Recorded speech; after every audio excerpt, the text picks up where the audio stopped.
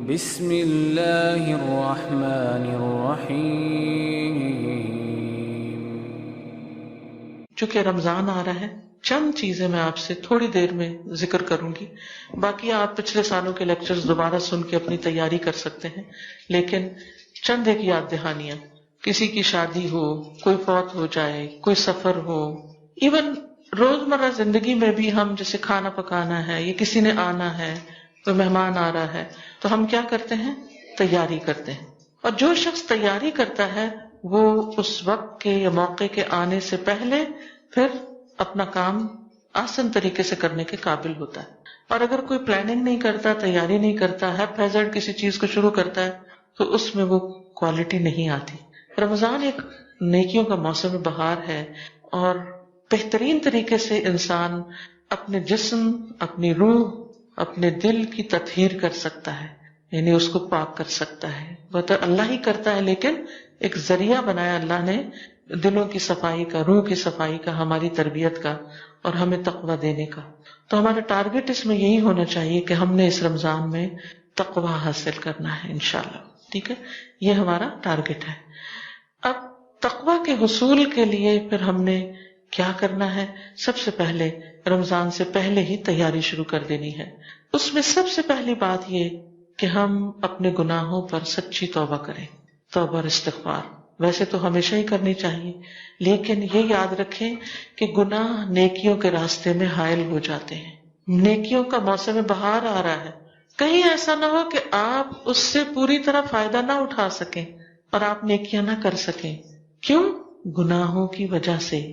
اگرچہ رمضان میں بھی گناہ معاف ہوتے ہیں، لیکن اس سے پہلے کہ جتنے گناہ ہیں، یا رب تو ہمیں معاف کر دے، تاکہ ہم سے بوجھ اتر جائے اور ہم بہترین طریقے سے روزے رکھیں، بہترین طریقے سے تلاوت کریں، بہترین دعائیں کریں، اور واقعی ہمیں تقویٰ حاصل ہو جائے۔ تو جب یہ مہینہ شروع ہو تو ہم شرح صدر کے ساتھ، اطمینان کے ساتھ اپنی عبادت اور نیک اعمال میں مشغول ہو جائیں، اس طرح کہ ہم واقعی مطمئن ہوں۔ تو گناہوں کے بوجھ کے ساتھ رمضان میں داخل نہ ہو، توبہ کے ساتھ داخل ہوں، تاکہ رمضان شروع ہوتے ہی دوڑ لگ جائے، ٹھیک ہے؟ اور کہیں رکاوٹ نہ آئے۔ رکاوٹوں کو دور کرنے کا طریقہ کیا ہے؟ استغفار، سچی توبہ۔ وَتُوبُوا إِلَى اللَّهِ جَمِيعًا أَيُّهَا الْمُؤْمِنُونَ لَعَلَّكُمْ تُفْلِحُونَ۔ تم سب اللہ کے حضور توبہ کر لو اے ایمان والو، تاکہ تم کامیاب ہو سکو۔ رسول اللہ صلی اللہ علیہ وسلم نے فرمایا، لوگوں اللہ سے توبہ کرو، کیونکہ میں دن میں 100 مرتبہ اس سے توبہ کرتا ہوں، دن میں 100 بار، ٹھیک ہے؟ پھر اسی طرح دعا کرنا، دوسری چیز کیا ہے؟ دعائیں کرنا۔ خاص دعا کیا ہوگی رمضان کے آنے سے پہلے؟ کہ یا اللہ ہمیں ہر طرح کی بیماری، تکلیف، پریشانی، مصروفیت سے محفوظ رکھنا، تاکہ ہم رمضان کی عبادت صحیح طور پہ کر سکیں، کوئی رکاوٹ نہ بیچ میں آ جائے، کوئی اچانک حادثہ، کوئی پریشانی، کوئی ایسی چیز بیچ میں نہ ہو کہ جو ہماری عبادت میں رکاوٹ بنے۔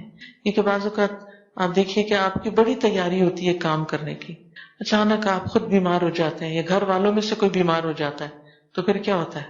جو کچھ آپ نے پلان کیا ہوتا ہے وہ سب طریقہ طرح رہ جاتا ہے۔ تو اللہ تعالیٰ سے عافیت کی دعا مانگتے رہیں، اور پھر یہ دعا کریں کہ اللہ ہمیں خیر و سلامتی کے ساتھ رمضان تک پہنچا دے، خیر کے ساتھ رمضان تک پہنچا دے۔ اسلاف سے یوں روایت آتی ہے کہ وہ 6 ماہ یہ دعا کرتے تھے، اے اللہ ہمیں رمضان تک پہنچا دے، اللہ ہمیں رمضان دیکھنا نصیب کر۔ اور پھر رمضان کی عبادتیں کرتے، اور رمضان کے بعد اگلے 5 مہینے یہ دعا کرتے، اللہ ہمارے روزے قبول کر لیں، ہماری رمضان کی عبادتیں قبول کر لیں۔ تو رمضان کے آنے تک بھی دعائیں کریں کہ رمضان ملے ہمیں۔ کتنے ہی لوگ ایسے ہیں جو پچھلے رمضان میں تھے اور آج دنیا میں نہیں ہے۔ ہر ایک کسی نہ کسی کو ضرور جانتا ہوگا جس کی اس سال میں ڈیتھ ہوئی، آپ کے عزیز، قریب ترین پیارے۔ ہمیں نہیں معلوم ہم دنیا سے کب چلے جائیں۔ تو اللہ تعالیٰ سے دعا کرنی چاہیے کہ اللہ تعالیٰ ہمیں اپنی اطاعت کے کاموں، اپنی عبادت کے لیے ہماری مدد فرمائے اور ہمیں اس کے لیے قبول کر لے۔ تیسری چیز، اس مہینے کا خوشی سے استقبال کرنا، اس کے بارے میں سوچ کر خوش ہونا، کیونکہ رمضان گرمیوں میں آ رہا ہے، جون میں آ رہا ہے، عین گرمی کی شدت کا مہینہ، تو اس لیے کچھ لوگ اس کے آنے کی خبر سے پریشان بھی ہوتے ہیں، دل میں بڑی گرمی ہوگی، بڑی پیاس لگے گی، کاموں کا کیا ہوگا، ایسا کیسے ہوگا، ویسا کیسے ہوگا. لیکن آپ نے ہر سال دیکھا ہوگا سب کچھ ہو جاتا ہے. تو آگے کا خوف نہیں کریں، پیچھے کے تجربے سے مطمئن ہو جائیں کہ الحمدللہ اللہ نے سب کرا دیا تھا، لاسٹ ایئر بھی کرا دیا تھا، اس سال بھی اللہ کے فضل سے ہو جائے گا. تو اس لیے خوشی سے رمضان کا استقبال کریں، اور اس کا بھی اجر ہوگا انشاءاللہ تعالی. کیونکہ جب انسان خوش ہو کر کسی کام کو کرتا ہے تو وہ آسان بھی ہو جاتا ہے، اور اس کے ساتھ ساتھ اس کی کوالٹی بہت اچھی ہوتی ہے، اور جب کوالٹی اچھی ہوگی تو پھر اجر بھی زیادہ ہوگا. اور آپ کو معلوم ہے کہ رمضان جو ہے اس میں جنت کے دروازے کھول دیے جاتے ہیں، جہنم کے دروازے بند کر دیے جاتے ہیں، ہر طرح کی خیر و برکت نازل ہوتی ہے. تو اللہ سبحانہ وتعالیٰ نے اس مہینے میں قرآن مجید ہمارے لیے نازل کیا، جس کے بارے میں اللہ تعالیٰ فرماتے ہیں قُلْ بِفَضْلِ اللَّهِ وَبِرَحْمَتِهِ فَبِذَلِكَ فَلْيَفْرَحُوا هُوَ خَيْرٌ مِّمَّا يَجْمَعُونَ. کہہ دیجئے کہ اللہ کے فضل اور اس کی رحمت سے چاہیے کہ اس پر خوش ہو جائیں، وہ ہر اس چیز سے بہتر ہے جسے لوگ جمع کر رہے ہیں. تو الحمدللہ آپ سب اس چیز سے واقف ہیں اور تجربہ کر چکے ہیں کہ سب سے زیادہ ہمارا تعلق قرآن مجید کے ساتھ رمضان میں ہی ہوتا ہے. تو اس پر بھی ہمیں خوش ہونا چاہیے کہ جس چیز پر اللہ نے خوش ہونے کے لیے کہا وہ موقع آ رہا ہے خوش ہونے کا اور اللہ تعالیٰ کو خوش کرنے کا، کہ قرآن پڑھنے کا، سننے کا، غور و فکر کا، یاد کرنے کا، تلاوت کرنے کا اور زیادہ ہمیں موقع ملے گا. پھر اسی طرح چوتھی چیز، رمضان سے پہلے پچھلے روزے قضا کر لیں، کیونکہ جب سال پورا ہو جاتا ہے تو فریضہ بھی پورا ہو جانا چاہیے، اگلے سال کے لیے نہ چھوڑیں. ٹھیک ہے. ابو سلمہ کہتے ہیں کہ میں نے عائشہ رضی اللہ تعالی عنہا کو فرماتے ہوئے سنا کہ میرے اوپر رمضان کا روزہ لازم ہوتا، شعبان سے پہلے اس کی قضا کی توفیق نہ ہوتی. یحییٰ نے کہا کہ یہ نبی صلی اللہ علیہ وسلم کی خدمت میں مشغول رہنے کی وجہ سے تھا کہ ان کے قضا روزے پورے نہیں ہوتے تھے، لیکن وہ میک شور کرتی کہ اگلا رمضان شروع ہونے سے پہلے وہ اپنے چھوٹے ہوئے روزے مکمل کر لیں.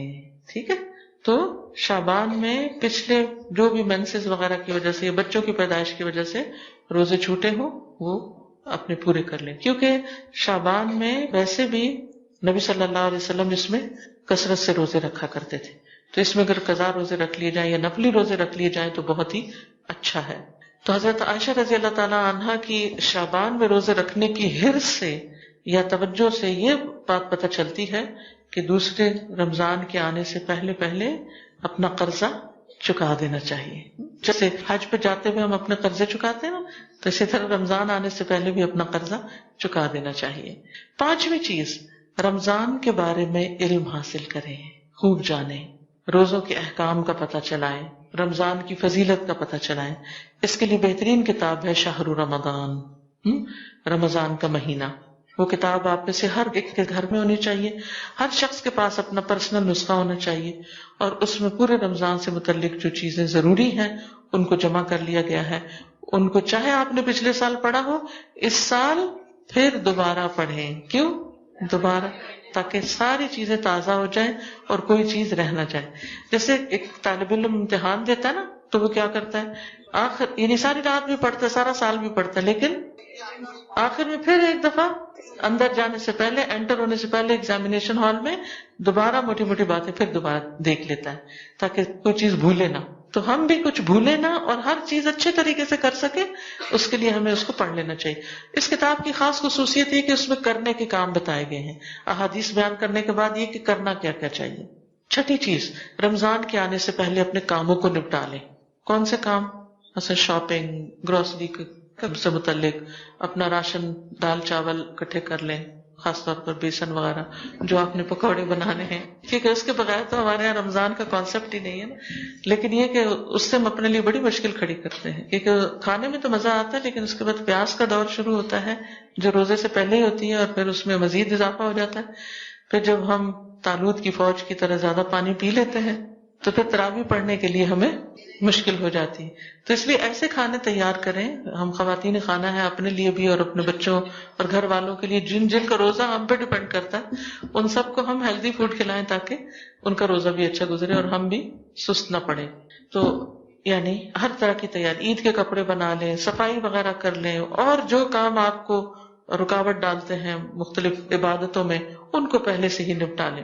ساتویں چیز، گھر والوں کو، دوستوں کو اپنے آس پاس کے لوگوں کو رمضان کے احکام بتائیں.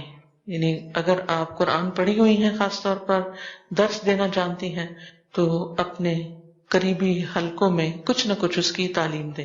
یعنی اپنے گھر میں خاص طور پر اپنے بچوں کو لے کر کیا کریں، وہ کتاب ان کے ساتھ بھی بیٹھ کے پڑھیں، ان کو احکام بتائیں. اور باقی لوگوں کو آپ کتابیں دے سکتے ہیں، جیسے یہاں پر اجازت نہیں ہے اور گھر میں درس کرنے کی، تو ایسا کام نہ کریں جو لا آف لینڈ کے خلاف ہو.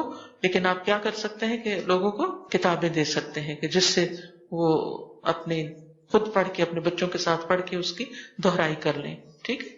پھر اسی طرح رمضان اور رمضان سے متعلقہ اور جتنی بھی کتابیں ہوں، یعنی یہ شہر رمضان کے علاوہ دعاؤں کی کتابیں جیسے قرآنی اور مسنون دعائیں ہیں، یا کنستین ہے، دعا کیجئے کتاب ہے، اور اسی طرح صدقہ خیرات سے متعلق بہت سے لوگ زکوٰۃ نکالتے ہیں، تو زکوٰۃ سے متعلق یا باقی جو بھی چیزیں ہیں آپ کے کرنے کی، ان سے متعلق کتابیں خاص طور پر خرید کر خود بھی پڑھیں، دوستوں کو بھی دیں، اور مسجدوں کے مثلا امام یا ایسے لوگ جو کمیونٹی میں کام کرتے ہیں ان کو بھی بطور تحفہ دیں، تاکہ وہ لوگ پڑھ کر پھر آگے لوگوں کو بتا سکیں. کیونکہ بعض اوقات ان لوگوں کو، یہاں کی بات میں نہیں کر رہی، لیکن آپ نے دیکھا ہوگا بیک ہوم انڈیا پاکستان وغیرہ میں عموماً بعض مساجد ایسی ہوتی ہیں کہ جس میں جو امام ہوتے ہیں وہ حافظ ہوتے ہیں بس. تو حافظ ان کو قرآن تو پورا زبانی یاد ہوتا ہے لیکن مسائل وغیرہ کا پتہ نہیں ہوتا. پھر لوگ رمضان کے مہینے میں آ کے طرح طرح کے مسئلے پوچھتے ہیں، تو پھر اس سے کیا ہوتا ہے کہ وہ بتا نہیں پاتے، یا بعض اوقات یعنی کہ درست رہنمائی نہیں ہو سکتی. تو ایسی جگہوں پر کتابیں پہنچانے کا اہتمام کریں. یہ صدقہ جاریہ کی بہترین قسم ہوگی. جو بھی پڑھے گا یا آپ کی کتاب سے سنے گا، وہ جو عمل کرے گا وہ سارا ثواب آپ کو بھی ملے گا. اس کے علاوہ بھی راشن وغیرہ کی تقسیم کریں. یعنی غریبوں میں کھانا وغیرہ، اگر یا تو رمضان میں روزانہ افطاری بھیجنے کا اگر آپ اہتمام کر سکتی ہیں تو ٹھیک، اگر نہیں تو سوکھا راشن جو ہے وہ آپ غریبوں میں بانٹیں. اور اگر آپ کے نزدیک کوئی غریب نہیں رہتا تو جو لوگ یہ کام کر رہے ہیں ان کو آپ اپنے حصے کا یعنی کہ کنٹریبیوشن دے سکتے ہیں کہ وہ لوگ آگے غریبوں میں راشن دیں. کیونکہ یہ شہر المواسات ہے، ہمدردی کا مہینہ ہے، تو اس میں انسان کو صدقہ خیرات بھی خوب کرنا چاہیے. لیکن بعض اوقات ہم رمضان کا انتظار کرتے رہتے ہیں کہ رمضان شروع ہوگا تو صدقہ کریں گے. اب ہوتا کیا ہے کہ جو بیچارے غریب لوگ ہوتے ہیں وہ بعض اوقات آدھا رمضان گزر جاتا ہے اور ان تک چیز نہیں پہنچتی.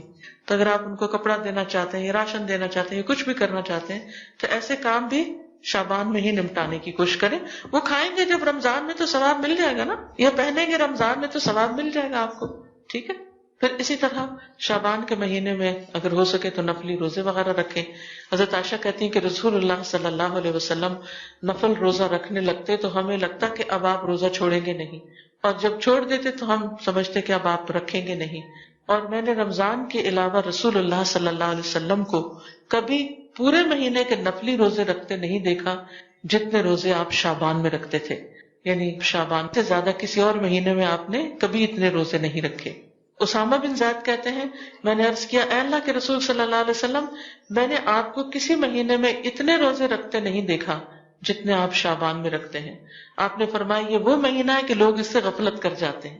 یہ رجب اور رمضان کے درمیان ہے، اور یہ وہ مہینہ ہے کہ اس میں رب العالمین کے ہاں انسانوں کے اعمال پیش کیے جاتے ہیں. یعنی ہمارے اعمال اللہ تعالیٰ کے سامنے پیش کیے جاتے ہیں، اور میں چاہتا ہوں کہ جب میرا عمل پیش ہو تو میں روزے سے ہوں. تو اس سے شعبان کے روزوں کی حکمت پتہ چلتی ہے کہ اس مہینے میں روزے رکھنے کی حکمت کیا ہے کہ اعمال کی پیشی ہوتی ہے. اور بعض علماء یہ کہتے ہیں کہ رمضان کے روزے فرض ہیں تو شعبان میں آپ سنت روزے رکھتے ہیں، نفل روزے رکھتے ہیں، جو ایسے ہی ہے جیسے فرض نماز پڑھنے سے پہلے آپ کیا پڑھ رہے ہوتے ہیں، سنتیں پڑھ رہے ہوتے ہیں. ٹھیک ہے. اور 10ویں چیز ہے قرآن کی تلاوت. شعبان میں کیا کرنا ہے؟ قرآن کی تلاوت عام مہینوں سے زیادہ میک شور کہ اگر جتنی آپ روزانہ روٹین میں کرتے ہیں اس کو بڑھا لیجیے لازمی طور پر. سلمہ بن کہیل کہتے ہیں کہ شعبان کے مہینے کو قرات کا مہینہ کہا جاتا ہے. یہ کیا ہے؟ شہر القراءہ، قرات کا مہینہ، اس میں قرآن زیادہ پڑھا جائے. عامر ابن وقاص کے بارے میں آتا ہے کہ جب شعبان کا مہینہ شروع ہوتا تو اپنی دکان بند کر دیتے اور قرآن کی تلاوت کے لیے فارغ ہو جاتے. تو بہت سے لوگ شعبان کی فضیلت سے غافل رہتے ہیں. وہ رمضان کو تو لک فارورڈ کرتے ہیں، اس کی تو تیاری کرتے رہتے ہیں اور مادی تیاری تو کرتے رہتے ہیں کہ چیزیں خرید لیں، کپڑے خرید لیں، عید کے کپڑے سلوا لیں وغیرہ وغیرہ، لیکن اس سے غافل ہو جاتے ہیں، یعنی قرآن اور نفلی روزوں سے۔ ابو بکر بلخی کہتے ہیں کہ ماہ رجب کھیتی لگانے کا مہینہ ہے، رجب کھیتی لگانے کا مہینہ ہے، شعبان کھیتی کو پانی لگانے کا مہینہ ہے، اور رمضان کھیتی کاٹنے کا مہینہ ہے۔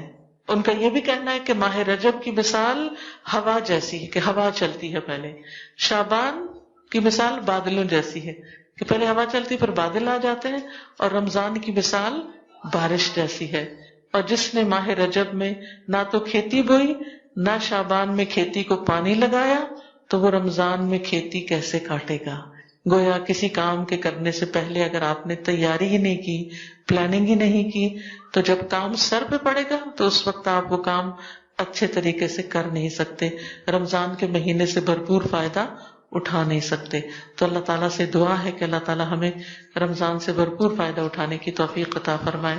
وآخر دعوانا ان الحمد للہ رب العالمین، سبحانک اللہم وبحمدک، اشہد ان لا الہ الا انت، استغفرک واتوب الیک۔